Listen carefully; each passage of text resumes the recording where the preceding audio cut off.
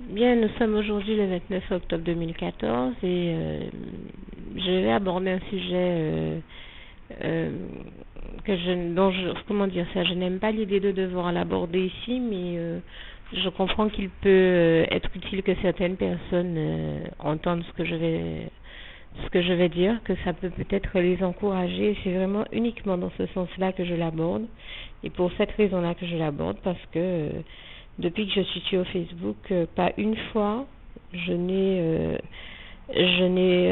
fait de vidéo sur ce sujet, je veux dire à proprement parler. J'ai peut-être eu à parler de notions qui l'effleurent, mais pas ce sujet-là directement, dans la mesure où je trouve qu'il se dit tellement de choses et peut-être pas les bonnes ou les meilleures sur la question que généralement j'évite de l'aborder, sans compter le regard qu'on peut poser dessus. Et donc, je ne le fais pas habituellement. Mais en fait, en même temps, je me dis, je peux pas me taire sur la gloire de mon Dieu et je suis bien obligée d'en parler si cela peut aider certaines personnes, mais en dehors de cette raison-là, en temps normal, je ne le ferai même pas. Parce que je trouve qu'on en parle déjà bien assez, voire peut-être même trop. Et peut-être pas pour dire les choses qu'il convient de dire sur ce sujet. Voilà pourquoi donc je ne l'ai jamais abordé jusqu'à maintenant.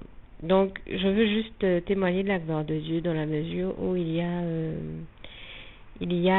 quelques années, le Seigneur nous avait envoyé,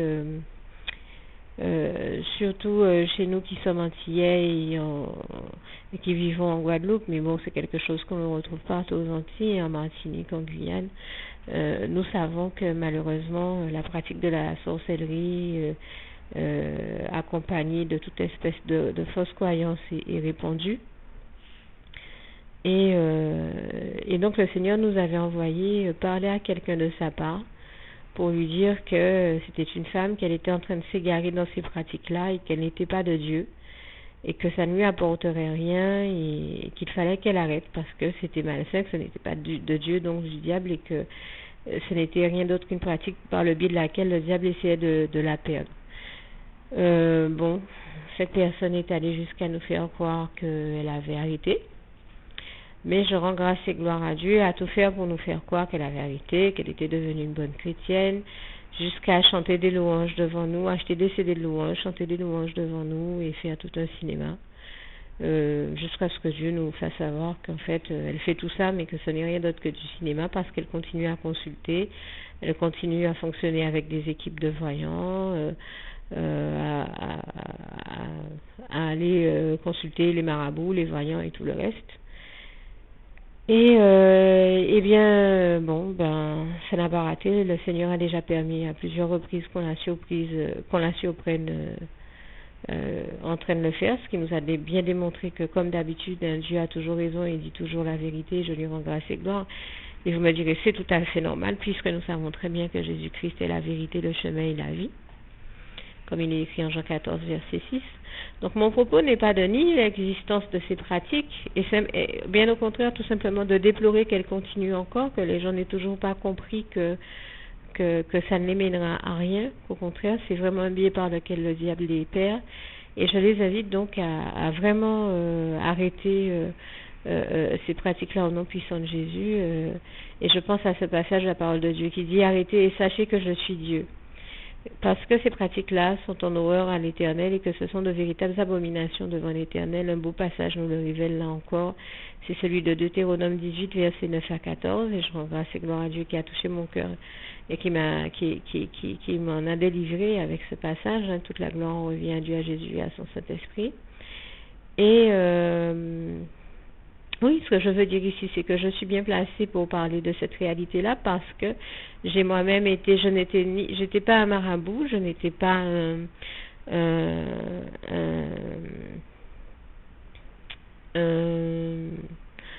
je n'étais pas un marabout, je n'ai jamais su comment faire de la sorcellerie, j'étais tout simplement comme on dit, on pourrait dire une liseuse de bonne aventure, c'est-à-dire que j'étais une cartomancienne divinologue.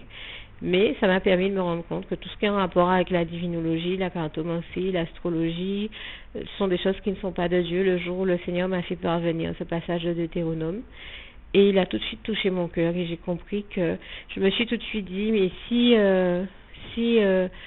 si, si toutes ces pratiques sont en abomination à l'Éternel et que moi j'aime l'Éternel, mon Dieu, je ne peux pas continuer à les avoir. Donc je remercie Dieu, je lui rends grâce et gloire, lui qui a su toucher mon cœur par ce biais-là. Il m'a donné la force de tout de suite arrêter ces pratiques. Du jour où il a utilisé un pasteur pour venir ouvrir sa Bible devant moi et me lire ce passage, j'ai vu une très grande lumière devant moi et on pourrait presque dire que c'est un peu comme la lumière au bout du tunnel. Eh bien, Dieu m'a donné la force de sortir de ce mauvais tunnel ténébreux et d'arrêter tout de suite ces pratiques-là. Et je remercie Dieu, vraiment, je lui rends déjà grâce et gloire. Il m'a fait savoir qu'il y a des gens ici sur mon île qui me détestent juste parce que j'ai arrêté, que je me suis détournée de cela. Mais que dit un autre passage de la parole de Dieu dans le psaume 34, versets 13 à 20. Quel est l'homme qui aime la vie et qui désire la prolonger pour jouir du bonheur? Eh bien, qu'il se détourne du mal. Et se détourner du mal, ici, ça signifie qu'il se détourne du mal et recherche la paix. Eh bien, que signifie ici ce passage, se détourner du mal? Mais il s'agit de se détourner du mal sous toutes ses formes. Et donc, de toute pratique qui puisse revenir qui soit des pratiques du mal ou qui soit des pratiques ténébreuses. Et la pratique de la voyance, de la cartomancie, de la divinologie, de l'astrologie et de tout ce qui s'y rapporte ou s'y rattache. Le simple fait de consulter ou de donner soi-même des consultations comme je le faisais avant, c'est continuer à être dans des pratiques ténébreuses et du jour où qui sont en abomination à l'Éternel. Et du jour où j'ai compris ces réalités-là, eh bien je rends grâce et gloire à Dieu qui m'a donné la force de me détourner de ce mal-là et de me détourner du mal sous toutes ses formes et de choisir de continuer à faire le bien, de servir Dieu et donc de choisir de servir à la cause du bien, puisque comme j'aime à le dire, servir Dieu c'est servir à la cause du bien et jamais celle du mal. C'est servir à la cause du bien, de la paix, de l'amour, de la joie, de la lumière, de la justice de Dieu et de toutes les bonnes valeurs que nous connaissons. Et donc, résultat, je remercie Dieu de m'avoir donné la force de faire ce choix-là, de venir à lui, de me détourner du mal, de me détourner de la voyance et de toutes les pratiques qui s'y rattachaient, dans lesquelles j'étais. Je ne dis pas que je les faisais toutes, puisqu'il y en a que je ne connaissais même pas, telles que les pratiques de la sorcellerie. Mais je dis tout simplement que je veux dire par là que je ne savais pas comment, si on me demandait maintenant de faire du mal à quelqu'un, je veux dire sciemment par des pratiques qui sont les pratiques des marabouts ou des sorciers, je ne les connaissais pas, je n'étais pas dans cette dynamique-là. Je faisais les cartes dans ma tête, étant persuadée que j'étais en train de faire du bien aux autres, en les aidant à voir clair dans leur vie ou sur leur chemin, alors qu'aucun être humain n'en a le pouvoir, seul Dieu, Jésus-Christ et son Saint-Esprit l'ont. Puisque moi-même et les autres humains même, s'ils n'ont pas Dieu pour les éclairer sur le chemin de la vie, ils n'arrivent à rien voir. Donc je me suis rendu compte que voilà, c'était malgré moi, j'étais en train d'induire les autres en erreur sans le savoir. Et donc, j'ai arrêté du jour où... J'ai même pas compris ça tout de suite. Du jour où j'ai compris déjà que Dieu me demandait d'arrêter parce que c'était en abomination à l'Éternel. Ça a été ce qui m'a fait arrêter tout de suite.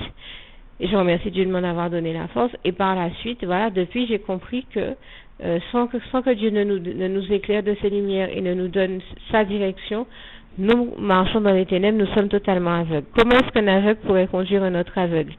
Eh bien, si un s'appuie sur l'autre, les deux tombent dans la fosse, dit la parole de Dieu. Donc, heureusement que Dieu m'a donné la force d'arrêter ces pratiques. Parce que j'aurais continué à induire les gens en erreur de la part du diable sans me rendre compte. Et, bien entendu, j'ai choisi de servir Dieu, donc c'est Dieu que j'ai toujours voulu servir. Tant que j'ai pratiqué ça, je croyais être en train de faire le bien. Je remercie Dieu qui m'a donné la force d'arrêter. Et j'ai découvert qu'en fait, là où on croit être en train de faire le bien, c'est l'illusion que le diable nous donne dans ces cas-là.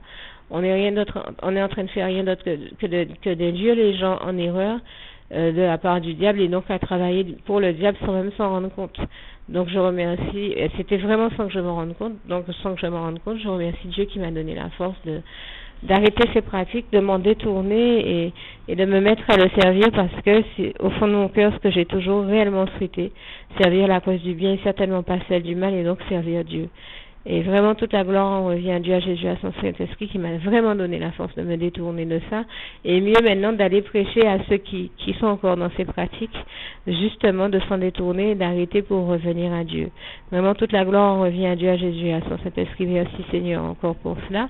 Et donc, cette femme dont je vous parle fait partie des personnes à qui nous avons eu à aller parler de la part du Seigneur.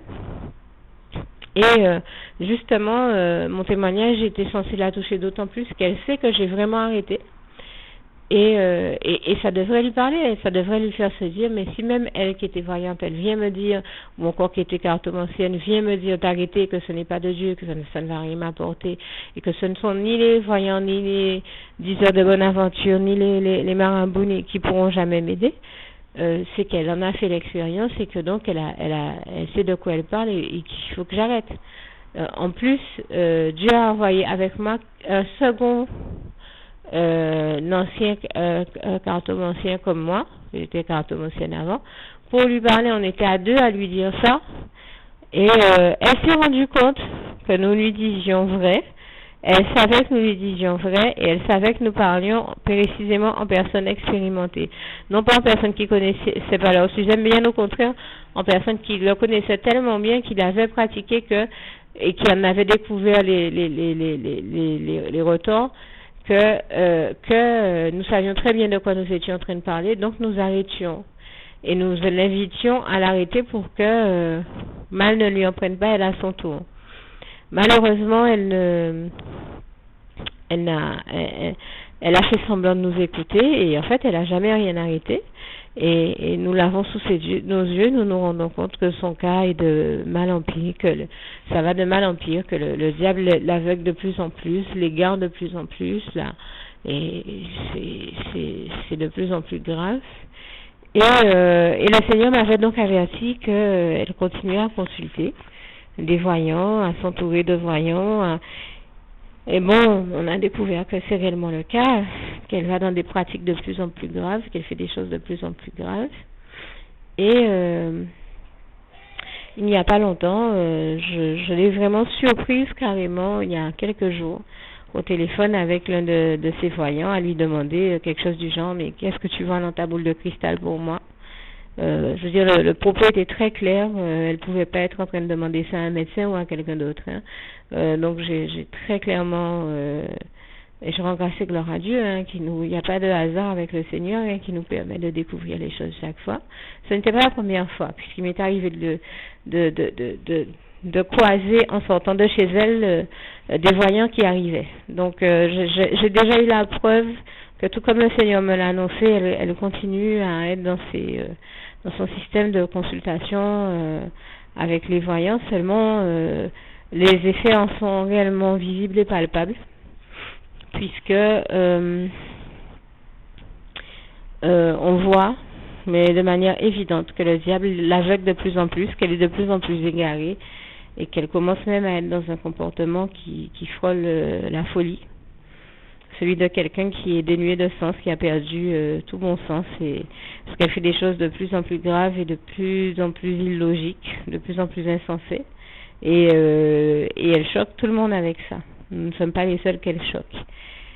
Alors bon, c'est l'occasion pour moi de là aussi témoigner aux enfants de Dieu, leur dire que de toute manière, quand nous avons en face de nous des personnes qui ont ces pratiques-là, il s'agit de ne surtout pas se laisser effrayer par tout ça, parce que nous savons en réalité que la sorcellerie et on va dire tous ces dérivés, tout ce que j'ai pu citer, sont des choses qui n'ont aucune espèce d'emprise sur les enfants de Dieu, puisque Dieu nous dit, s'ils maudissent toi, tu te lèveras et tu béniras, tu nous béniras, nous tes enfants.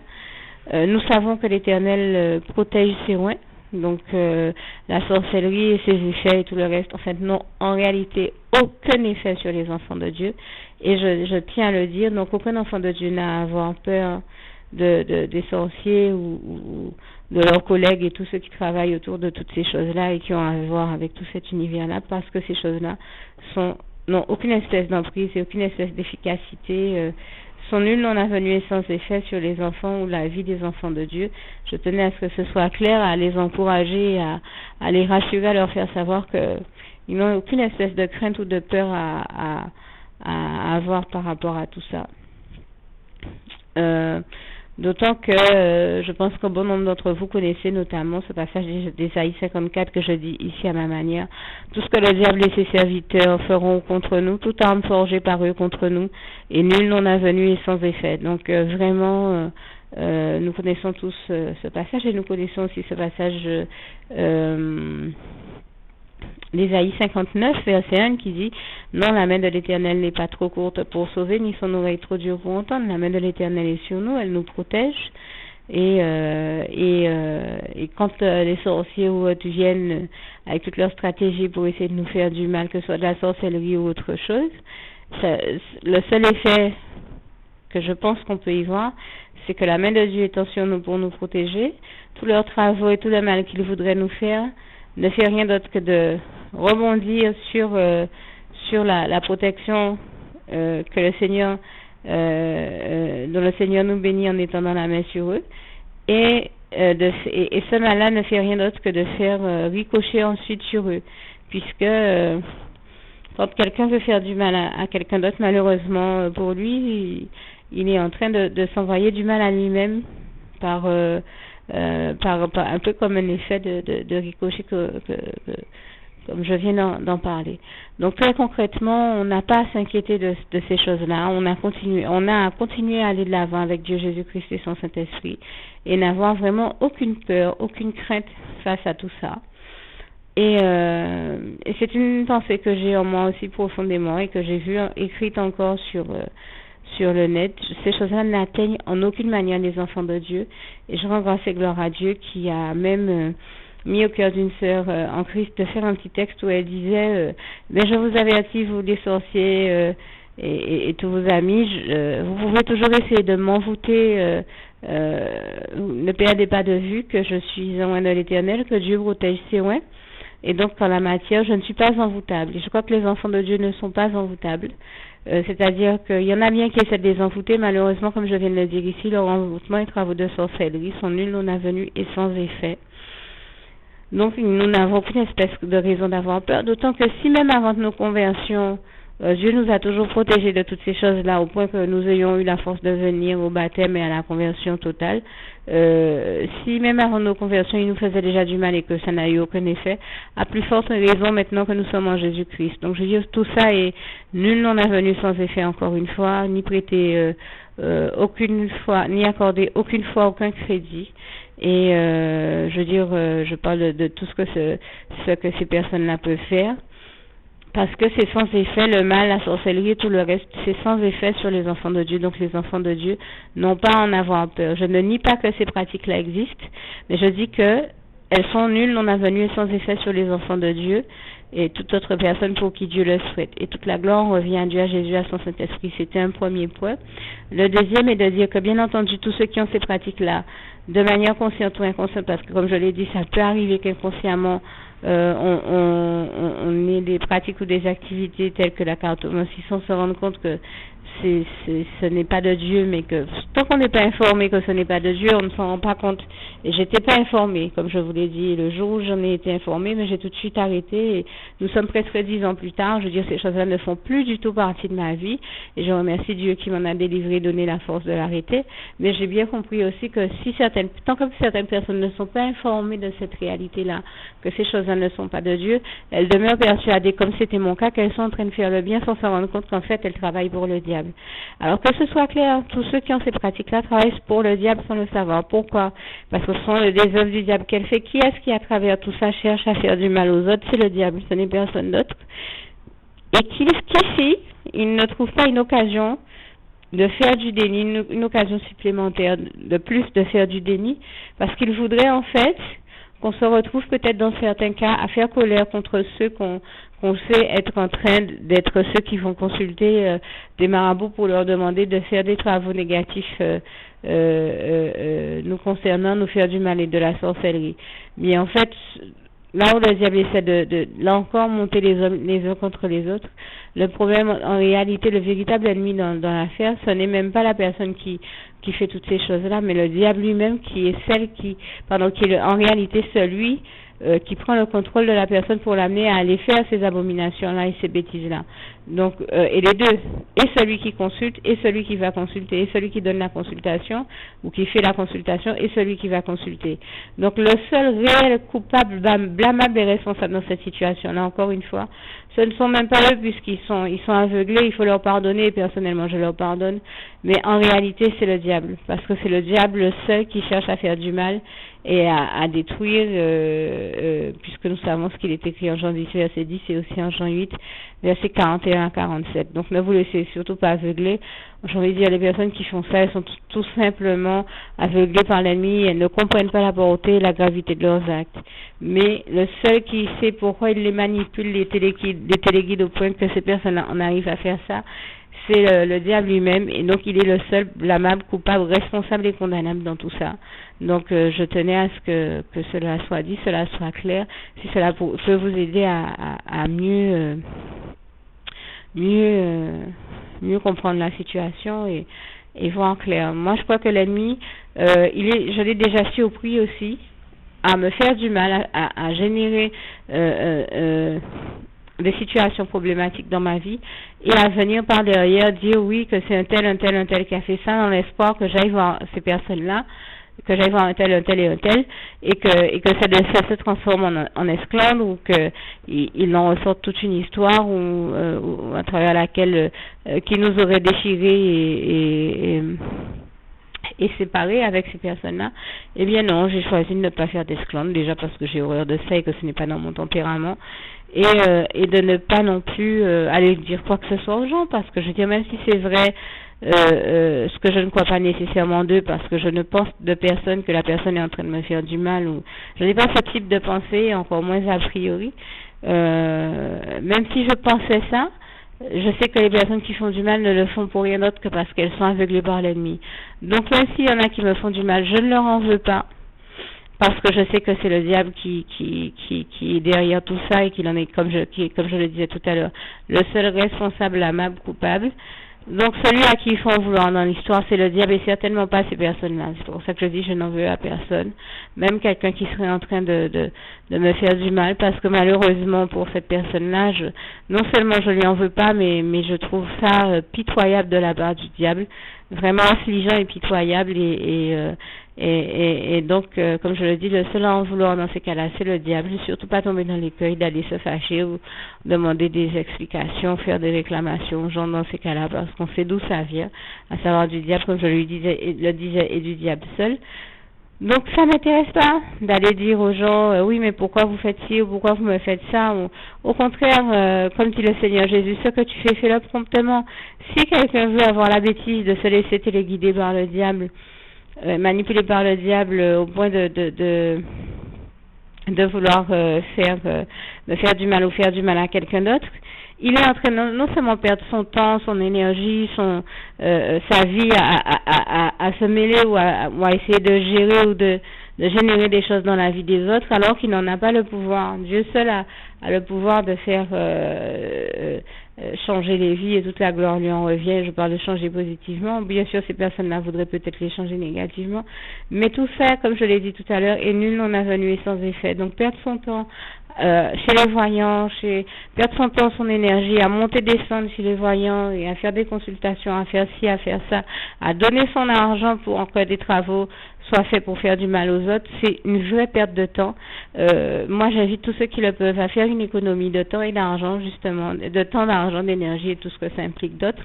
Puisque cette personne dont je vous parlais, pour vous donner un exemple, on nous disait comment elle dépense une fortune chez les voyants, les marabouts et consorts, et pendant ce temps-là, elle ne nourrit pas correctement ses enfants. Quand ses enfants ont besoin de certaines choses, elle ne les leur donne pas, puisque l'argent qu'elle aurait eu, dont Dieu l'a béni, que Dieu lui a pourtant bien envoyé pour qu'elle s'occupe de ses enfants, au lieu de le donner à ses enfants ou à l'éducation de ses enfants, à leurs études ou à autre chose, elle le donne aux voyants en consultation. Donc la personne qui croit qu'elle fait du mal à quelqu'un d'autre en allant consulter un voyant, en lui demandant de faire des travaux pour faire du mal à l'autre, elle se fait du mal à elle-même, comme je le disais tout à l'heure, puisque elle perd son temps, son argent, son énergie à s'occuper et à se mêler de choses qui ne la regardent pas, savoir la vie des autres. Et pendant ce temps-là, elle en perd de vue sa propre vie, la vie de ses enfants, la vie de ses proches et tout ce qu'elle aurait eu à faire et qu'elle aurait gagné à faire pendant ce temps-là. Donc, qui est-ce qui perd, en l'occurrence, et contre qui le mal se retourne à ce moment-là, comme je le disais? Ces personnes même qui perdent leur temps à avoir ces pratiques-là, et soit à aller consulter, soit à donner des consultations. Voilà, en réalité, on perd toujours à servir le diable et à faire ses œuvres. Alors qu'on gagne toujours à dire oui à Dieu, à Jésus, à son Saint-Esprit et à participer, à accepter le grand honneur que Dieu a de nous faire participer à son œuvre, qui est si belle, si merveilleuse, si intense, immense et extraordinaire que je crois qu'on gagne tout à choisir à toujours choisir Dieu, Jésus et son Saint-Esprit, à lui dire oui, plutôt que le diable qui est un loser, le plus grand des losers et crétin de toute l'histoire de l'humanité, sans compter menteur, etc., etc. Nous savons qu'il n'y a rien de bon en lui, rien à en tirer, rien de bon, rien de positif, que du négatif. Toutes ces œuvres sont néfastes et destructrices et négatives. Donc autant ne pas le suivre lui et choisir de suivre Dieu, Jésus-Christ et son Saint-Esprit. Et si c'est aussi votre cas, que vous choisissez, vous avez envie d'être avec Dieu, de faire partie de son camp et de sa merveilleuse œuvre, et que vous ne l'avez jamais encore faite, eh bien l'un des premiers pas que vous pouvez faire pour cela et pour rejoindre le camp de Dieu, c'est de lui adresser la prière qui va suivre, que je rajoute à la fin de ce document dans quelques minutes. Juste le temps pour moi de terminer en vous citant l'un de mes passages préférés, qui est aussi le souhait de mon cœur pour vous, Philippiens 4, verset 7, que la paix de Dieu qui surpasse toute intelligence garde vos cœurs en Jésus-Christ, vos cœurs et vos pensées en Jésus-Christ. J'espère que vous aurez bien compris en toute bonne intelligence le sens de mon propos ici, et que vous aurez compris qu'il est bienveillant et que je l'ai tenu dans un but d'encourager et d'aider tous ceux qui sont touchés par ce sujet-là ou vivent des situations en rapport avec tous ces sujets-là, à ne surtout pas faire la bêtise de tomber dans l'écueil, d'aller consulter ou de donner des consultations. Et c'est une invitation pour eux à arrêter ces pratiques qui ne sont pas de Dieu et à retourner à Dieu et à choisir encore une fois de servir Dieu, Jésus-Christ et le Saint-Esprit, et donc toutes les bonnes valeurs que nous connaissons de la vie qui nous viennent de lui, de Dieu, de Jésus et de son Saint-Esprit, d'autant que Jésus est venu nous apporter la vie et la vie en abondance, comme je citais Jean 10, verset 10 tout à l'heure, et de se détourner véritablement du diable. Ce qui revient à dire du diable et des pratiques qu'il emmène ceux qui le servent à avoir, au nom puissant de Jésus. Donc ce qui revient à vous inviter à dire oui à Dieu et à toujours dire oui à Dieu, et aussi à toujours dire non au diable. Donc si vous avez envie de dire oui à Dieu, comme je le disais, l'un des premiers pas que vous pouvez faire vers le Seigneur, c'est de lui adresser la prière qui va suivre et de la partager avec tous ceux avec qui Dieu vous mettra à cœur de la partager. Que Dieu vous garde et vous bénisse tous. À bientôt. Juste une petite précision pour tous ceux qui ne sont pas encore, qui n'ont pas encore choisi la meilleure des options qui soit, qui est celle d'aller se placer, de faire le choix à soi-même, d'aller se placer dans les bras d'amour de Jésus-Christ pour se mettre à l'abri de ce monde cruel. Eh bien, je partage avec vous la prière par le biais de laquelle on y accède. Et commence par vous rappeler également ce passage de Jean 14 verset 6 où il est écrit que Jésus-Christ est le chemin, la vérité et la vie. Nul ne vient au Père, Dieu, sans passer par le Fils Jésus-Christ, bien sûr. Je le dis à ma manière, vous regarderez comme il est actuellement écrit dans vos Bibles là encore. Et donc, n'hésitez pas à ouvrir vos cœurs à Dieu, à Jésus, à son Saint-Esprit, à être sincère avec lui et à lui adresser la prière qui suit, à lui dire tout simplement, éternellement Dieu, Seigneur Jésus-Christ, moi, un tel, vous dites votre nom et votre prénom, je t'accepte aujourd'hui comme mon sauveur personnel, le seul maître et roi de ma vie. Je remets toute ma vie entre tes mains puisqu'elle t'appartient éternellement Dieu, puisque tu l'as créée cette vie, donc tu en es donc le seul maître et propriétaire comme de tout ce qui existe dans tout l'univers. Je remets donc toute ma vie entre tes mains, je te la donne. Merci éternellement Dieu aussi de permettre que cette vie que tu m'as donnée continue à être à ta gloire et que je continue à te servir, à t'appartenir pour l'éternité, d'éternité en éternité. Merci aussi Seigneur de faire que je continue Donc, à te servir et à t'appartenir pour l'éternité, d'éternité en éternité. Et aussi, Seigneur, de m'accorder la grâce de ton pardon et de ta miséricorde pour tous les péchés que j'ai commis tout au long de ma vie, jusqu'à la date d'aujourd'hui incluse. Et c'est au nom puissant du Seigneur Jésus-Christ que j'ai fait cette prière. Et à vous tous qui avez fait cette prière, je vous dis que Dieu vous bénisse abondamment, puissamment, richement. Et surtout, n'hésitez pas à la partager avec tous vos proches et contacts, amis, membres de vos familles, collègues, bien-aimés, tous ceux que vous aimez, et surtout tous ceux à qui Dieu vous mettra à cœur, avec qui Dieu vous mettra à cœur de la partager. Et comme j'aime à le dire, si vous n'avez pas encore pris le temps de faire cette prière, comprenez bien que voilà, ça ne vous coûte rien de la faire, c'est gratuit, c'est indolore, et que voilà, vous n'êtes pas obligé de me croire, mais moi il m'est arrivé tout comme vous de devoir faire cette prière un jour dans ma vie, et quand on m'a proposé de la faire, je me suis dit, et si c'était vrai, et si c'était vraiment Dieu qui, par ce biais-là, m'appelait à lui et me demandait de lui donner ma vie, de l'accepter, c'était Jésus qui était en train de vraiment me tendre la main et qui était en train de me demander de l'accepter comme mon sauveur personnel, je ne pourrais pas passer à côté de l'occasion de lui dire oui, parce qu'il faut aussi que je reste ouvert ou ouverte à ce que Dieu peut avoir à me dire. Il faut que je garde mon cœur et mon intellect ouvert à ce que Dieu peut avoir à me dire. Donc je me suis dit, je ne peux pas courir le risque de passer à côté de mon éternité, de passer à côté des meilleures choses de la vie, surtout si le maître et créateur de la vie m'appelle et cherche à me sauver. Pour être sauvé, il faut bien que je lui dise oui, que je souhaite qu'il me sauve. Oui, Seigneur Jésus-Christ, je t'accepte comme mon sauveur personnel. Et c'est le sens de cette prière. Et comme je dis, elle ne nous coûte rien à faire. Et puis surtout, moi je vous dis, du jour où je l'ai faite, j'ai vu Jésus changer ma vie en mieux sur tous les plans. Et donc je crois que ça ne vous coûtera rien, ça ne vous coûte rien vous non plus de la faire et puis d'expérimenter, de regarder comment les choses vont se dérouler dans votre vie, de regarder Jésus changer votre vie en mieux, à vous aussi. Et voilà, d'en faire l'expérience. Et pour en faire l'expérience, il faut commencer par faire cette prière. Donc si vous ne l'avez pas encore dite, réembobinez tout simplement cette vidéo ou ce document si vous préférez, réécoutez-le et dites avec moi la prière que vous m'avez entendu mentionner. Et n'oubliez surtout jamais que tout est possible à celui qui croit en Dieu, en Jésus-Christ et en son Saint-Esprit, comme il est écrit en Marc 9, verset 23, et que tout est possible à Dieu, comme il est écrit en Marc 10, verset 27. Que Dieu vous bénisse donc et à bientôt.